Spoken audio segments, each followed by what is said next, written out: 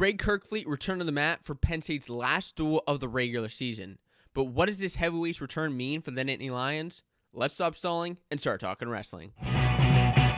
What's going on, wrestling fans? My name's Josiah, and welcome to Fanco Wrestling, where we discuss everything going on in the world of wrestling. And the big breaking news from the Penn State's last duel against Maryland was that heavyweight Greg Kerkvliet has returned. If you don't know who Greg Kerkvliet is a U23 world placer, four-time Minnesota state champion, and was the number one recruit a couple of years back who actually transferred from Ohio State to Penn State. And that was the big breaking news of the time. Everybody has been wanting to see this wrestler actually start for the Nittany Lions. Unfortunately, we didn't think that was going to happen due to the fact that Kel had said kind of about a month back that we likely weren't going to see Kerkvliet because he was injured.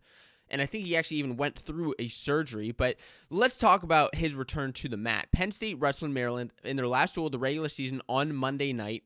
They secured 8 out of 10 matches by bonus point victory. They won all 10. They finished 44-0. They blanked Maryland. They beat them pretty darn good. Had some nice bonus point decisions, some nice major decisions, a couple of falls.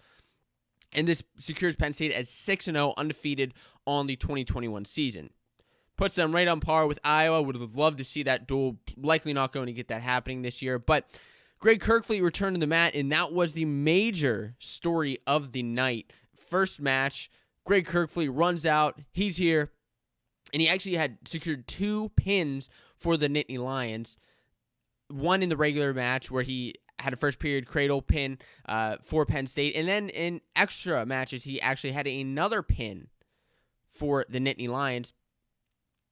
Now, last year, he was 9-0 on the regular season, but we wanted to see how he was going to do, actually in a Penn State singlet on the official year.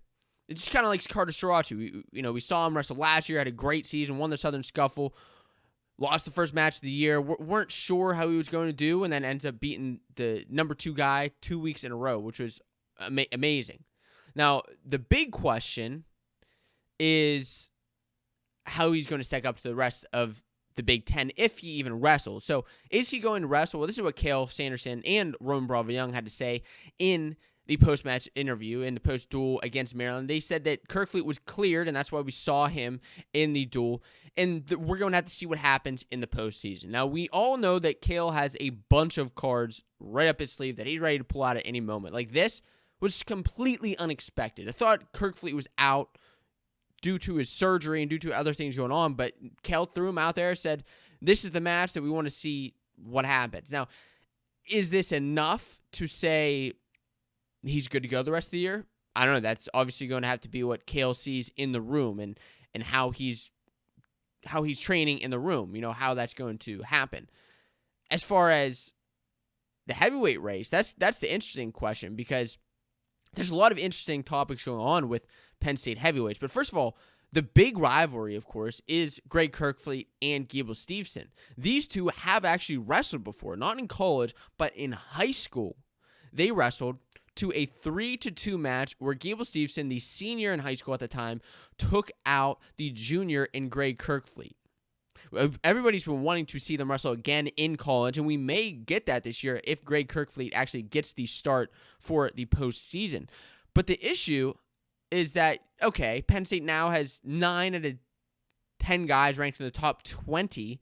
The only guy that's not ranked is at 149, and that's just because Penn State's not even sure exactly what's happening at 149 between Gardner and Verclaren and Bartlett. There's a lot going on there, but Kerkvliet actually bumped back into the rankings, top 14, number 14, which is right where the other Penn State heavyweight, Seth Nevels, was sitting. So it's a good spot for him, and maybe it's premature to throw him back into the rankings already because he just wrestled one match, and we're not even sure that he's going to wrestle the postseason. And it was a match against Maryland, against 2 unranked guys he was able to pin, so it's not like a crazy big win. But Seth Nevels, don't underestimate him. I mean, yeah, he does have that loss to Mason Parris on the season by major decision, and I'm not saying that he can necessarily go out there and beat a Mason Parris or a Gable Steveson, and I don't even know that Greg Kerkvliet can do that at this moment. But Seth Nevels has filled in the last 2 seasons as essentially a backup and has come in for Anthony Cassar when he was injured, and now has come in for Greg Kerkvliet when he was injured. He has wins on the season over Christensen and a recent win over Tate Orndorff, who's a top 20 ranked wrestler. Seth Neville's he could make some noise at the national level at the national championships if he actually does get the start. So I guess my question to you is, who do you think is going to get the start for the Nittany Lions? Was this enough to say that Kerkvliet is going to start the rest of the year?